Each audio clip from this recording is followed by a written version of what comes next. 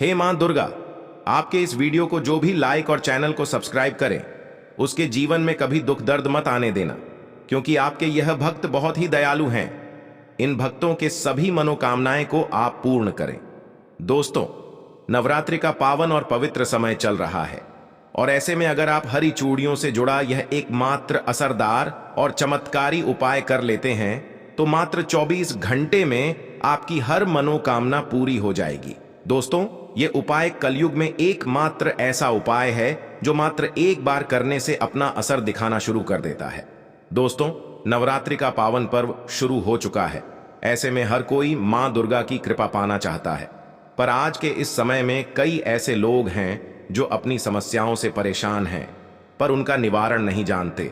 इसलिए आज हम आपको गुरुजी द्वारा बताए गए एक ऐसे चमत्कारी उपाय के बारे में बताने जा रहे हैं जिसको अगर आप इस शारदीय नवरात्रि में किसी भी समय कर लेते हैं तो मां दुर्गा आपसे खुश हो जाएगी और आपकी किस्मत चमक जाएगी और आपके घर से तुरंत ही हर प्रकार की गरीबी और हर प्रकार की समस्याओं का नाश हो जाएगा। दोस्तों, यदि आप सही मुहूर्त पर सही क्रिया अनुसार यह उपाय कर लेते हैं तो मान के चलिए आपका भाग्य आपका इस तरह से साथ देगा कि जिस कार्य को भी आप शुरू करेंगे उस कार्य में आपको कामयाबी हासिल होगी। आपका कोई भी सपना होगा वह तो पूरा होगा ही होगा।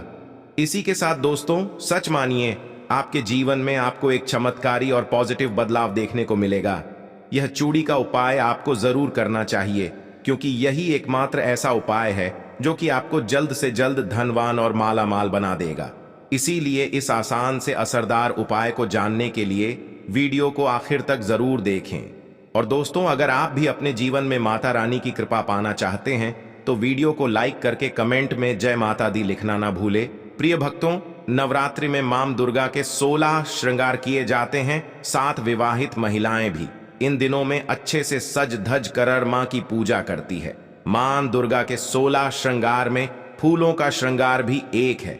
इसे काफी शुभ माना जाता है। कहते हैं फूलों की महक मन को ताजगी देती है, घर में सकारात्मकता का विकास होता है। ऐसी मान्यता है कि इससे घर में सुख और समृद्धि आती है और अखंड स्वभाव का वरदान भी मिलता है। यही वजह है कि भारतीय संस्कृति में 16 श्रृंगार को जीवन का अहम और अभिन्न अंग माना गया है। नवरात्रि में मां को 16 श्रृंगार का चढ़ावा चढ़ाने के अलावा महिलाओं को भी इस दौरान 16 श्रृंगार जरूर करना चाहिए। इससे पति की आयु लंबी हो जाती है। ऋग्वेद में भी सौभाग्य के लिए 16 श्रृंगार का महत्व बताया गया है। 16 श्रृंगार में मौजूद हर एक श्रृंगार का अलग अर्थ है। बिंदी को भगवान शंकर के तीसरे नेत्र से जोड़कर देखा जाता है, वही सिंदूर सौभाग्य और नेत्र से जोड़कर देखा जाता है, वही सिंदूर सौभाग्य और सुहाग की निशानी होती है। महावर और मेहंदी को प्रेम से जोड़कर देखा जाता है। काजल बुरी नजर से बचाता है। मां का 16 श्रृंगार करने से घर और जीवन में सौभाग्य आता है। जीवन में खुशियां ही खुशियां आती हैं और जीवन साथी का स्वास्थ्य अच्छा बना रहता है। इसी तरह श्रृंगार में हरी चूड़ियों का भी अलग महत्व है। दोस्तों, धार्मिक शास्त्र के अनुसार अगर आप इस नवरात्र में इन पेड़ों पर हरी चूड़ियां बांध देते हैं तो आपका दुर्भाग्य सौभाग्य में बदल जाएगा। कैसी भी आपकी गरीबी हो, कैसी भी आपकी परेशानी हो, कष्ट हो, तकलीफ हो, जीवन में जो समस्याएं चली आ रही हैं वह सारी समस्याएं समाप्त हो जाएंगी। और केवल नवरात्रि के दिनों में ही अगर आप यह उपाय करते हैं और चूड़ी अगर इनमें से किसी भी वृक्ष पर बांध देते हैं तो आपकी जन्म जन्मांतर की गरीबी मिट जाएगी और एक ही बार उपाय करने से आपकी हर मनोकामना पूर्ण हो जाएगी। तो दोस्तों, वह वृक्ष कौन से हैं और वह उपाय क्या है, आइए जानते हैं। दोस्तों, प्रथम वृक्ष है शमी का वृक्ष। शमी के वृक्ष के बारे में ध्यान से सुनिए। शमी का वृक्ष माता पार्वती एवं भगवान भोलेनाथ जी का मिश्रित रूप कहा जाता है। दोस्तों, शम के वृक्ष को उमा महेश्वर भी कहा गया है और नवरात्रि के दिनों में शमी के वृक्ष पर माता पार्वती और भगवान भोलेनाथ जी का वास माना जाता है। इसलिए नवरात्रि में संध्या काल के समय इस वृक्ष को छूने से सभी दोष कष्ट परेशानियां समाप्त हो जाती हैं। दोस्तों, नवरात्रि में किसी भी दिन शमी वृक्ष की जड़ पर अगर कच्चा दूध डाला जाए तो भगवान भोलेनाथ शीघ्र प्रसन्न होते हैं एवं माता पार्वती जी का खूब आशीर्वाद प्राप्त होता है। दोस्तों, श्रमिक का वृक्ष जिस घर में लगा होता है उस घर में कल्याण हो जाते हैं और सभी प्रकार के भौतिक सुखों की प्राप्ति होती है।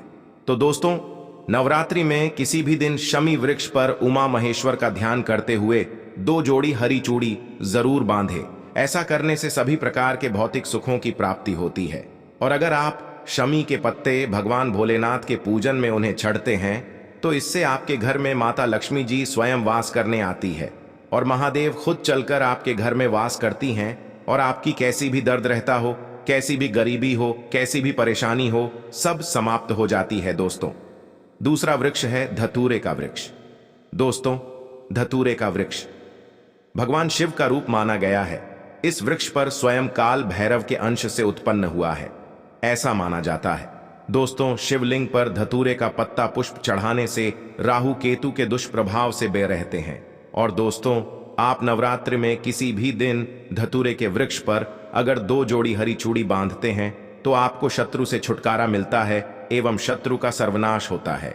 इसलिए दोस्तों, धतूरे का वृक्ष आपको अपने आसपास कहीं पर भी मिल जाएगा, तो इस वृक्ष पर आपको 1 जोड़ी या फिर 2 जोड़ी हरी चूड़ियां जरूर बांध कर आनी है। दोस्तों, तीसरा वृक्ष है बेलपत्र यानी बेल का वृक्ष।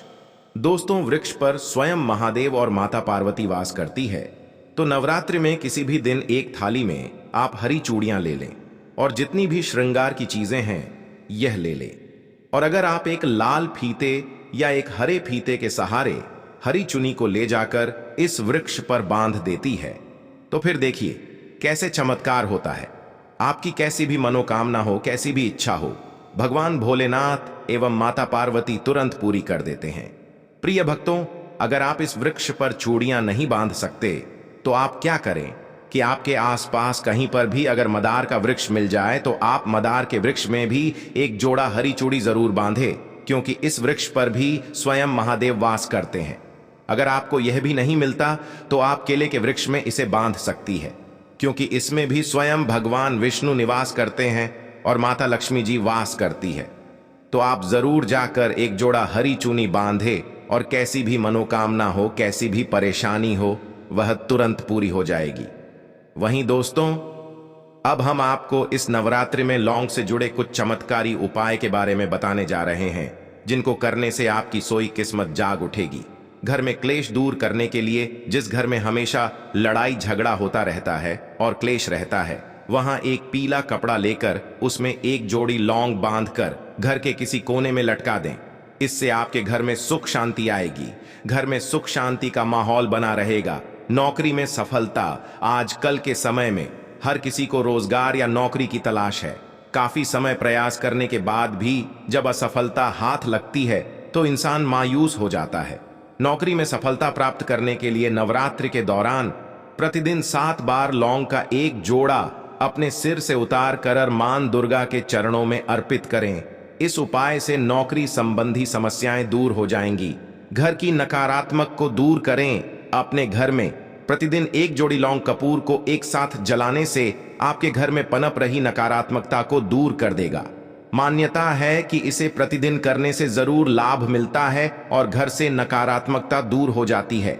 घर से बीमारी दूर करने के उपाय, यदि आपके घर में लगातार कोई बीमार रहता है तो नवरात्रि में किसी भी दिन तवे पर 7 लौंग जलाकर घर के किसी कोने में रख दे। ज्योतिष शास्त्र के अनुसार ऐसा करने से कुछ ही दिन में फर्क नजर आने लगता है। आर्थिक तंगी दूर करने के उपाय, यदि आपके घर में ठीक तंगी लगातार बनी रहती है तो नवरात्रि में आप पूजा के समय गुलाब के फूल के साथ 3 लौंग अर्पित करें। इसके अलावा एक लाल रंग के कपड़े में 5 लौंग और 5 कड़ियां बांधकर तिजोरी या फिर अलमारी में रख दें। ऐसा करने से देवी दुर्गा की आप पर असीम कृपा होती है और घर में धन का आगमन होता है। राहु केतु के लिए उपाय, ज्योतिष शास्त्र में राहु केतु को सबसे क्रूर ग्रह माना जाता है। इनके अशुभ प्रभाव को कम करने के लिए नवरात्रि में रोजाना आपको लौंग का दान करना चाहिए।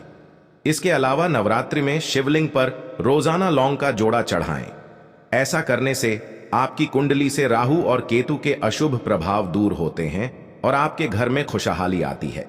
वही दोस्तों, आपको इस नवरात्रि में अपनी राशि के अनुसार यह उपाय जरूर करने चाहिए।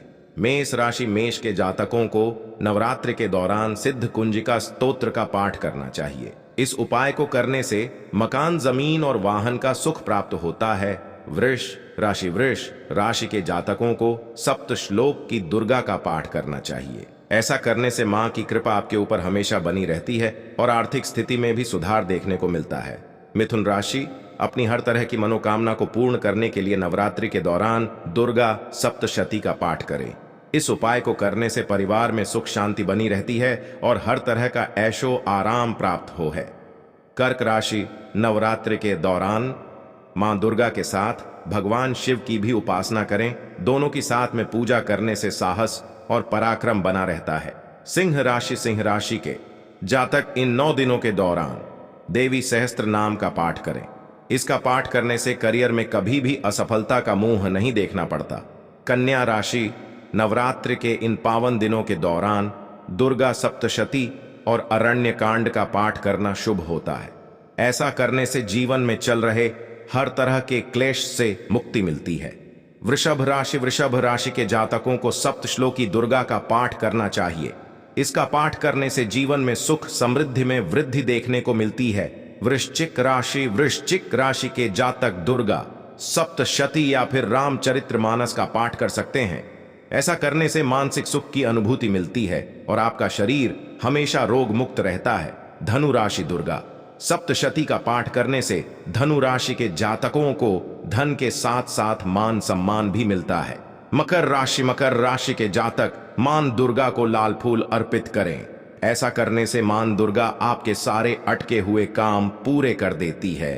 कुंभ राशि के जातकों को मां दुर्गा के मंत्रों का जाप करना चाहिए। इसी के साथ ज्यादा जल्दी फल प्राप्त करने के लिए राम रक्षा स्तोत्र का भी पाठ कर सकते हैं। ऐसा करने से भय और शत्रुओं से मुक्ति मिलती है। मीन राशि मां दुर्गा को मिठाई का भोग लगाएं। इसके अलावा ओम ऐन हीन क्लीन चामुंडाय विच मंत्र का जाप करें।